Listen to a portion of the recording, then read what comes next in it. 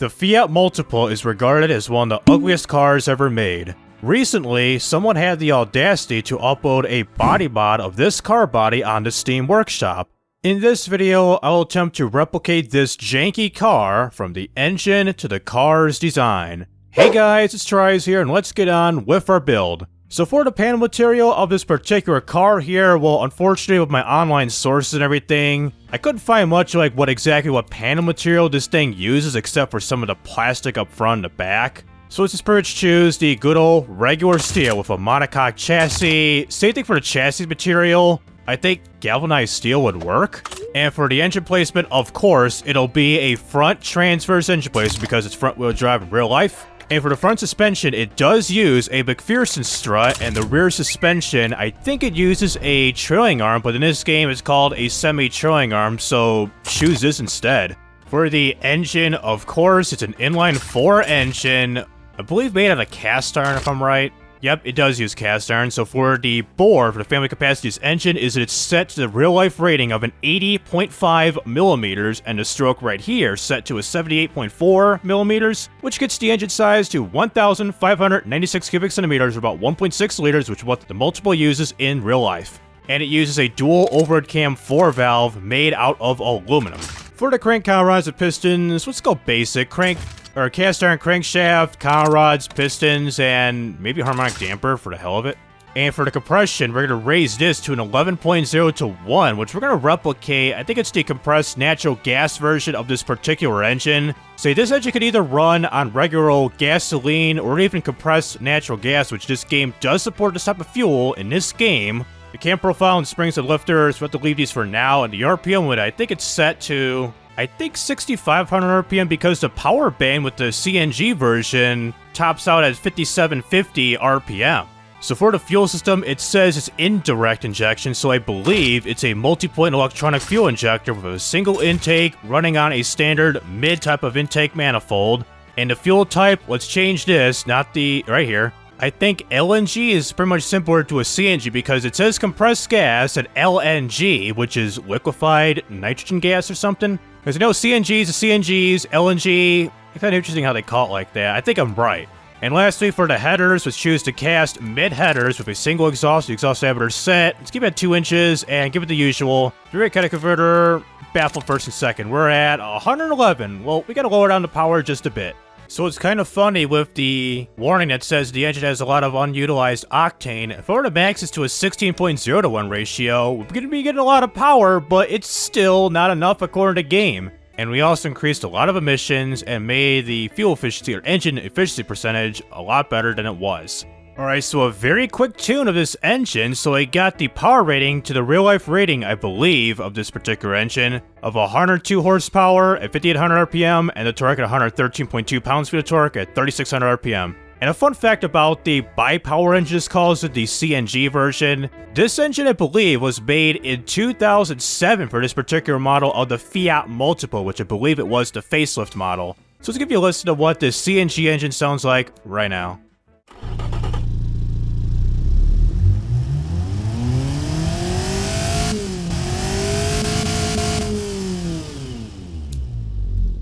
Pretty basic like your most 4-cylinder engines. For the drive type, you already know it. Front wheel drive with a manual 5-speed, which are the ones they use in real life. With the top speed, it says around 100 miles an hour, in real life 104 according to my sources. So it claims we can go up to 120, but for realism's sakes, 104 will have to do. And for the tires, well, the tire width we got right here, this is incorrect to what the body mod has set to. So let's change it up by choosing the radial type of tires with some hard, long life tires, the front and rear tire with each set to 185 millimeters for the front and 185 in the back, which uses some 15-inch rims, and it's a P185 65R15, so we have to lower the tire diameter quite, I think a 620 will do.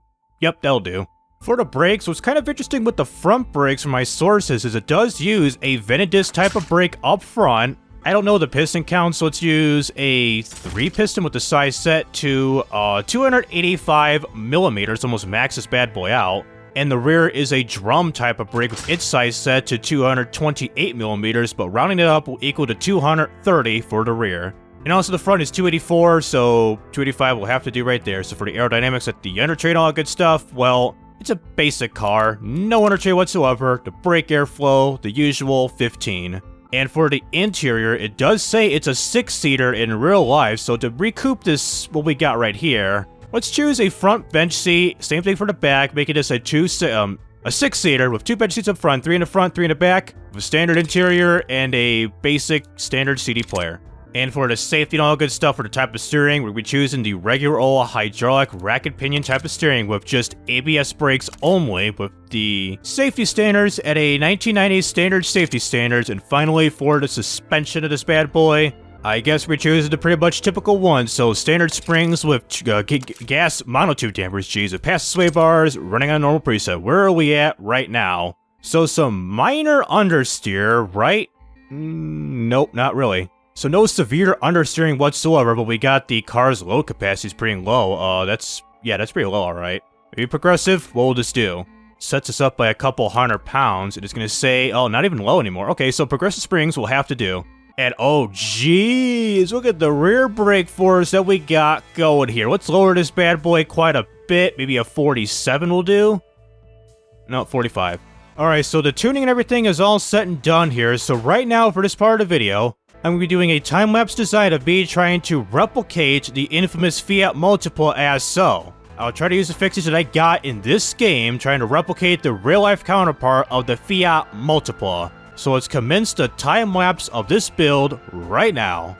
So for the design of this car, it didn't take that long since it was simply and hastily done, just like its real-life counterpart. The front of the car was kind of easy to replicate. I added the main headlights up front, the fog lights on the bumper, and these pillar lights on the A pillar, including the separate turn indicator located right next to the headlights. Same thing for the main grille and this small grille piece that's above the license plate. Also, I couldn't change the body more for the front to have it angled downward rather than having this sharp edge between the hood and the bumper assembly. For the side of the car, it was done fairly quickly. There weren't a whole lot of side mirrors that were a close match to the real-life Multipla, so I added some light truck mirrors which look pretty similar. Heading towards the back, I added this door seam body mold in line with the rear bumper assembly. The Multipla has this, which I believe is part of the trunk door assembly, if I'm right.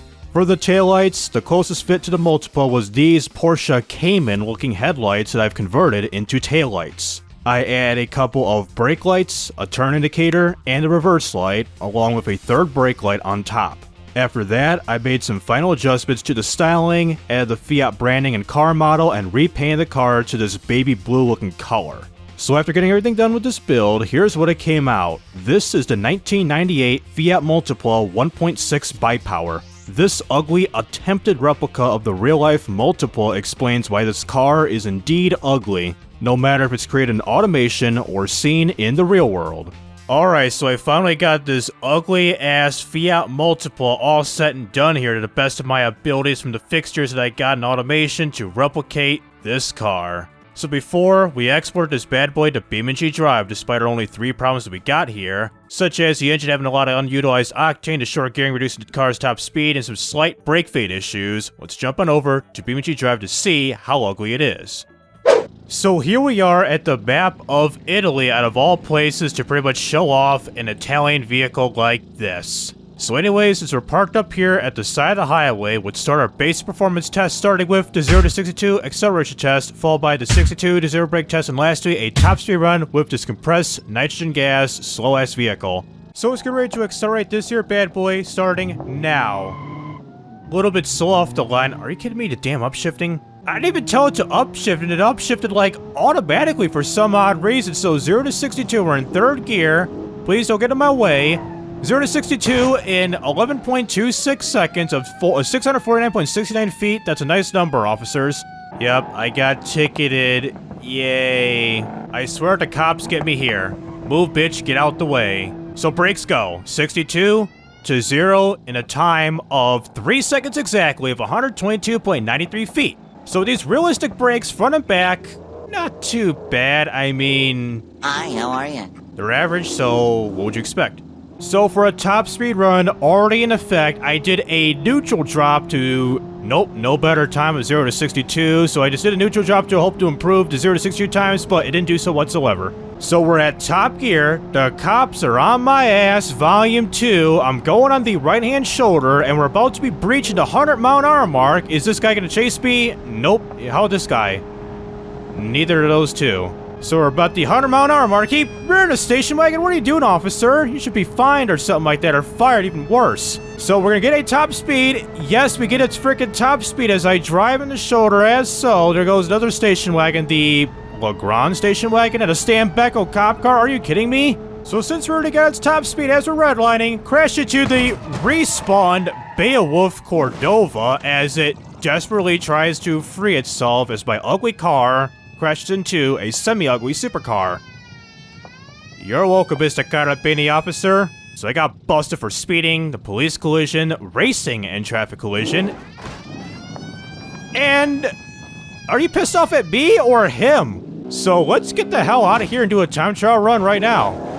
So staying at the map of Italy, so we're going to be doing only one lap around this here circuit, which is called Mixed Circuit, I believe, where half of this track is asphalt and the other half is gravel. And it's about 4.4 kilometers long, which is about this many here in miles. So let's get ready to accelerate up the line in 3, 2, 1, neutral drop, or first gear clutch drop, fair enough. So in terms of general handling, how about a brake here? And a micro front-wheel drive drift, because it went too fast. It's almost the point where I should be driving like a complete douchebag or something like that, but the thing is, with a time trial run, you gotta drive fast into a barrier and do a roll? Are you kidding me? This car doesn't roll? Let me know if you did that in real life in a Fiat Multipla. I mean, I would expect from a weird oblong-shaped kind of penis and a VVJJ. There goes my wheel. I mean, this is what happens when you drive so hard for the first time on this course. I mean, literally, this is the first time I've ever driven on this course in, like, forever. I'm pretty much driving just as bad as those people did at the Detroit Auto Show with the Dodge Viper back in 2016, I believe, where people kept crashing, bounced off the walls at the Nürburgring with that Viper. Unlike me, where I went off the walls a couple times and overshot the corner, and that's all I did right there, and some people were kind of impressed with my driving, even though I was a teenager before I had a license back in the day. Alright, went past that corner, we're oversteering? Really? Does this car oversteer in real life, or what? And big ol' right-hander. Damn, oversteers at moderate high speeds and understeers at low speeds. This is a big-time discourse with its handling. And into jump. Yep, I should have a co-driver that reads off the notes so I know what to expect in the future. Oh, no, don't go too fast. Thank God for the e-brake. Without that, I would have overshot the corner and went down to the beach and probably in the drink. Alright, so I got the start and finish line inside up in here, and the car is auto-steering to the right. Did I hit something earlier, or what? I can't hardly recall my asshole because I just went through that sign, no problem. Okay, despite that, we get a time of a 3 minutes, 19 seconds, 904 milliseconds. What a mediocre run of me going too fast, too wide, and this and that for driving this map in a very, very, very long time. Let's go to free roam and crash out somewhere. It's about to hit the barrier, so hit the barrier. Hit the tree. You're welcome, as the radiator is leaking with this type of front-end damage that we got going right here with the license plate bent inwards from the grille fixtures, or the grille fixture itself. So for the final part of this video, let's drop this bad boy down, this horrendous ass car down to leap of death to really put it in its place because of how ugly it is. So take it to the top of the mountain right now. So here we are at the top. So Mr. Fiat, Mr. Stellantis, Mr. this and that, Fiat Chrysler, this and that all over there. Let's get on going to second gear and to third gear. And can we get a 0 to 62 time? That's what I thought. 50-mile-an-hour launch off the top of the ramp. So we're going face down. Are we going to do a front flip? Gonna get on our roof. What's going to happen? We're going to stay on our roof like that. So keep the camera as is. Slow this down to 32 times slow. We'll see what happens here. Is the camera gonna go all janky, unlike the old school versions of BeamNG.drive, where the camera like goes inside the ground or something like that? So heavy collision on our roof. Speed up a little bit to 2 times and full time. Engine's still running because it's automation in a BeamNG.drive car. It can take whatever impact it wants. It's full time all the way. Managed just broke it. Here we go. A little bit of a ramp down to the side of the cliff face there. That gets our third hit. I think it's our third hit, so fourth hit right now. And the engine's doing some ninjutsu stuff. Fifth hit, and into the pond as so get ready to splash. And splash. And like the usual, the water physics don't exist whatsoever. You get the splashy effect, but not the resistance effect whatsoever. Alright, drop this bad boy gently as I possibly can. So looking at the car for the final time, I mean, we got this thing to almost like a frickin' banana shape that we got going here previously.